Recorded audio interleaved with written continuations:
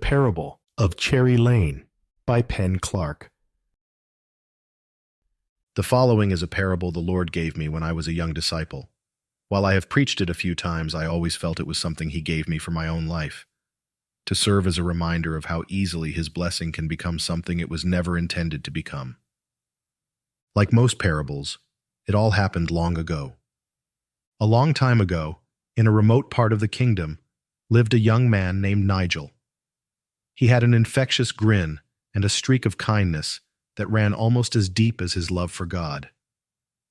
It was obvious to all who met him that the favor of the Lord rested squarely upon his life. He worked hard for the local blacksmith, but always found time to visit a quiet place where he would go to seek the Lord. He could sing aloud without any fear of being overheard by anyone other than the deer who ventured out into the meadows, cocking their ears and flagging their tails as they listened to him raise his voice aloud in worship to the Lord.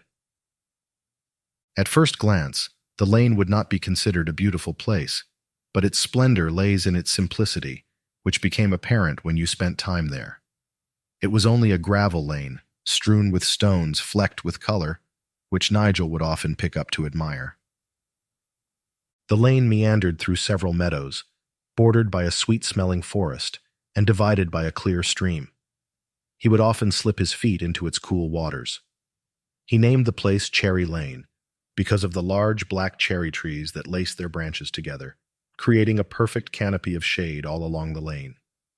Some of his happiest days were spent there. It was a place where he could sort things out before the Lord. One concern he often found himself bringing before the Lord was the issue of what he was going to do with his life. All he knew was that he wanted to help people, work with his hands, and serve the King. He often asked for someone special with whom he could share his cherished place. He laid out his heart's desire before the Lord, and after a long wait, he was able to take a beautiful young gal named Nell to see Cherry Lane. She loved it immediately. At the close of the day, they stopped at an old wooden house, which sat at the entrance to one of the meadows. It was a simple old place that turned the color of amber as the sun began to set upon it. During one of their visits to the old house, Nigel told Nell that he had always wanted to live on Cherry Lane. He asked her if she would join him in turning this old house into a home. From their happy wedding day onward, they spent most mornings and many evenings strolling down Cherry Lane, praying and worshiping, bringing their plans before the Lord as they watched the sun rise and set together. It was on one of these early morning walks that Nell noticed Nigel was deep in thought. When she asked him what he was thinking about, he sighed and said that, while he liked being the apprentice to the blacksmith, he had always hoped that someday he would be able to work for himself. He confided in her that it was his dream to own a workshop so he could help people and perhaps even serve the King. Partway down Cherry Lane stood an old drive shed nestled beside the creek. As they stood in front of it, they talked, half jokingly at first, about how this would be the perfect place to open a blacksmith shop. Soon, they were inside planning where to hang his tools and where they could set the bellows. A few days later, Nell surprised Nigel as they strolled past the shed, having hung a hand-painted sign over the door, which said, "Nigel the Smith." At that moment, they dedicated their plans to the Lord in prayer, asking for His blessings. They ran excitedly down Cherry Lane, laughing at the bold faith that caused them to hang up a sign no one else could see. One morning, as the sound of a hammer hitting steel echoed across the meadow, the deer came out of the forest to see what was making the new sound on Cherry Lane. Little by little and day by day, the sound would increase as wagons were brought to the little shop to be fixed and horses were led there to be shod. Nigel was a craftsman with integrity, and word got around. If you want something fixed right, see Nigel the Smith. There was always enough work to provide for Nigel and Nell's growing family, and he always took the time to walk the little ones down Cherry Lane, where their squeals of laughter could be heard across the meadows as they chased frogs and caught salamanders. They loved to discover new flowers or pick the wild berries that hid among the high grass. He helped them climb the same trees he once sat in to read from the old book, and delighted in seeing them splash around in the same creek that had refreshed his feet so many times before. Seeing their wonder helped Nigel recapture what he had first felt when he started coming to Cherry Lane. As the sun began to set, they would make their way back to their sturdy new house at the edge of the meadow. The King's Smith. One day, a big black shiny carriage pulled up in front of the little blacksmith shed. The king's coachman stepped down onto the gravel lane, squinting at the shed, missing all the beauty around it. He opened the door for the king's messenger, who quickly stepped out and approached Nigel, who had been sitting in the early morning sun, reading from the old book. He often did this as he waited for his helpers to bring yesterday's coals back to life for another busy day. The messenger said that word had reached the king's ears of Nigel's skill and integrity, and he asked if he would be willing to become the king's smith. A modest grin crept slowly across Nigel's face. He quietly said that he would be honored to serve the king. The quick rapping of a hammer provided the exclamation point to Nigel's words, as the coachman hung the king's seal of approval next to Nell's old sign. That evening, as they walked hand in hand down Cherry Lane, with all the little ones running ahead, Nigel and Nell sang a song of gratitude to the Lord. For a long time afterward, they would stand in amazement whenever they saw the shiny king's seal hanging on their little shop in the middle of nowhere. They marveled at God's great blessing upon their lives. More business began to come their way as word spread about the king's smith. Soon, he needed to hire more help, so he built a much larger shop next to the old shed, which was now barely large enough to store his coal.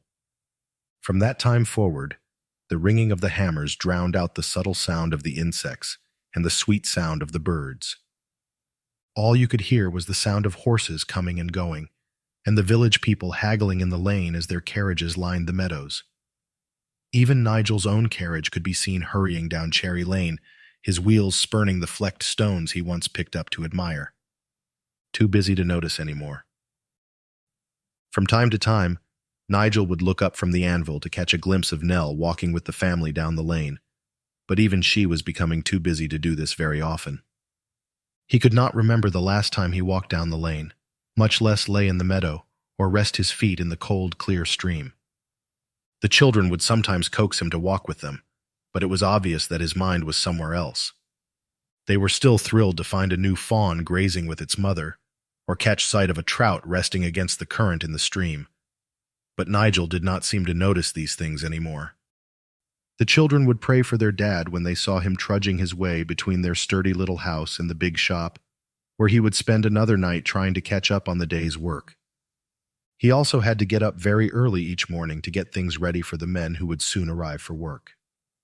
They brought their own tensions to Cherry Lane, and their work was never quite up to his standards, but he was too busy to do it all himself. Starry, starry night. Then, one evening, as he walked toward the shop, Nigel heard the call of a whippoorwill. Hearing the bird's old familiar song instantly transported him back to simpler times when he would often sit in the cool of the day, feeling satisfied with his humble life. It stirred his heart like nothing else, reminding him of quieter times.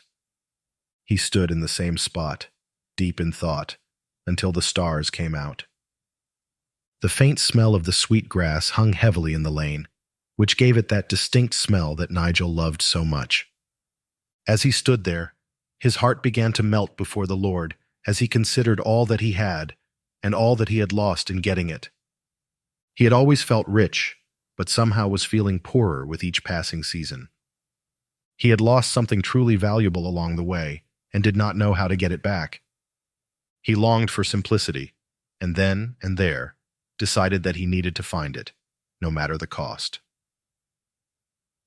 Into the fog. Nell felt Nigel leave the bed a little earlier than usual, and rather than heading straight to the shop as usual, she saw his silhouette slowly walking down Cherry Lane. She prayed for him as he entered the meadow, stepping into a wisp of fog that shrouded the early morning. The foggy meadow mirrored the condition of his own soul as he began to call aloud, asking the Lord to help him. It sounded so strange to hear his own voice pray aloud as he said, "Oh God, how could your blessing turn out like this? You have given me everything I have ever wanted, but surely you could not have intended this." Help me find my way back to you and to simpler times." As Nigel wept freely, the deer came out of the forest to investigate the strange new sound that was echoing across the meadow. Morning by morning, he began taking time to be with the Lord, knowing that somehow this was the only way to begin to find his way back to the Lord, asking him to change what he could not change himself. The men began to notice how Nigel's mind was no longer as focused on the work, and how he would sometimes slip away during a busy day just to pray for an hour or so. Instead of working in the shop late at night, he could be seen standing out under the stars, learning to sing to his God again. Back to the old book. He started reading the old book again as well. Even though he did not find what he was looking for at first, he stayed with it.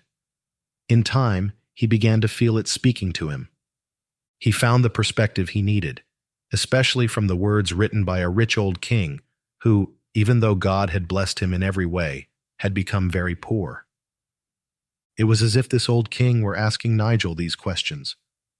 What do you have to show for all your work? What good is all this work to get enough food if you never really taste it?